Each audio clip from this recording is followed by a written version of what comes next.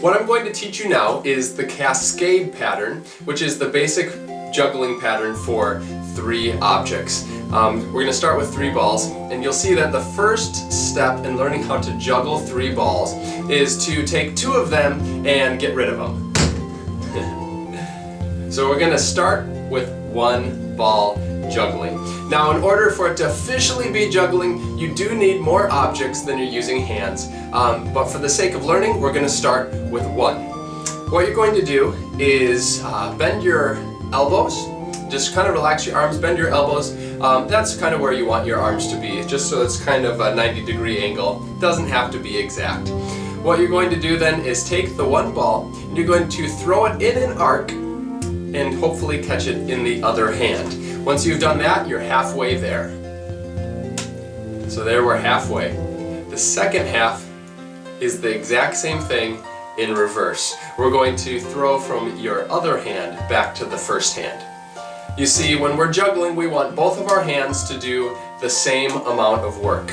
So we're going to practice throwing back and forth, back and forth. I like to try to keep the ball just above eye level, kind of around the top of my head, trying to hit that mark every time in a kind of a rainbow arch there. Back and forth, back and forth, back and forth. You're going to practice that 100, 200 times, well, until you can do it every time. And then you're ready to move on to 2-ball juggling. So go ahead and pick up the second ball. We're going to learn how to juggle 2 of them. 2 is the same thing as 1. The first ball is going to go into the air. When it starts coming back down, I'm going to throw that second ball underneath it, kind of forming like an X right here. Trying to keep them both the same height. 1 followed by the other. 1, 2. One more time, looks like this. 1, 2. Now there's a couple different problems people run into sometimes. Sometimes people will throw both the balls at the same time.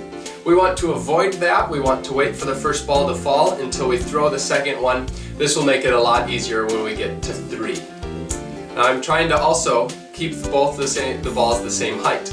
So a lot of times people will throw either one a little bit lower, or they'll fall back into old habits and immediately start to hand 1 ball over and say, look, I can juggle 2. Looks like this. Now this would be a shower pattern, but for learning the cascade, we want both hands to throw and both hands to catch. So one trick that kind of can help if you find yourself falling back into handing the ball over, what you want to do is start with your other hand. So instead of starting with my right hand, where my left hand automatically wants to hand the ball over, instead I'm going to start with my left hand and really concentrate on that throw. 1, 2. 1, 2. Just like that. It'll take some practice. Go ahead and practice it a number of times until you can juggle 2 balls, both starting with your right hand and with your left hand. You want to be able to do this consistently. It'll make it a lot easier when we move on to 3. 3-ball juggling builds upon what we learned with 1 and what we learned with 2. You're going to start with the hand that has 2 balls in it. And so what I'm going to do here is throw the green one first, followed by the red one, and finally the yellow. I'm going to wait for the ball that's falling to reach its peak.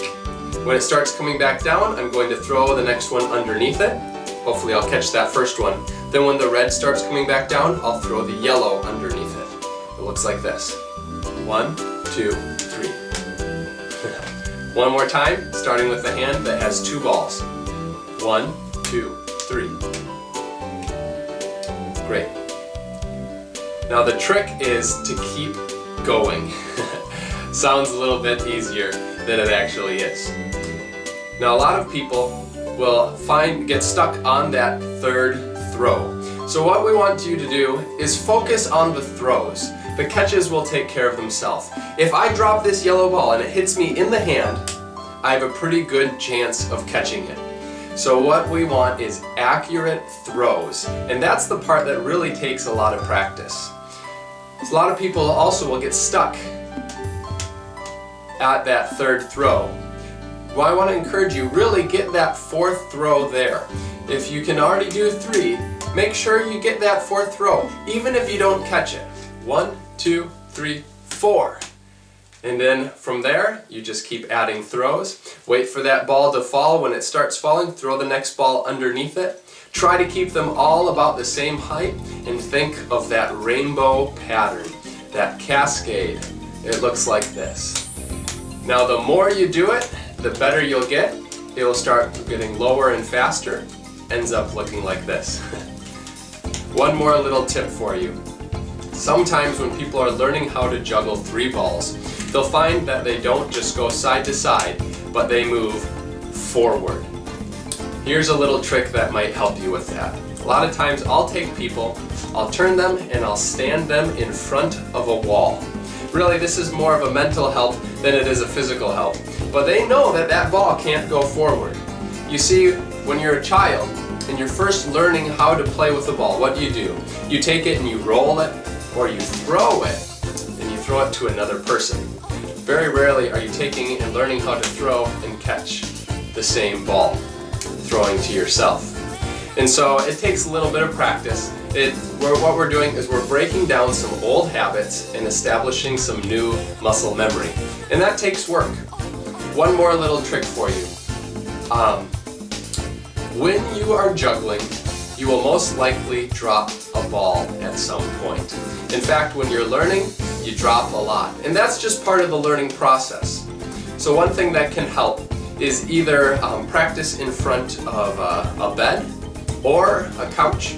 And when the ball falls, then you don't have to bend so far in order to pick it up. You're able to just pick it up off the couch and continue to practice. When you're practicing, I tell people often that it's better to practice 5 minutes a day than it is an hour once a week. I think that because of developing the muscle memory, doing a little bit every day will start to work it into your body, and your body will start to become familiar with it, and you'll get there. It will take some work, it'll take some practice, but you can do it. Enjoy juggling.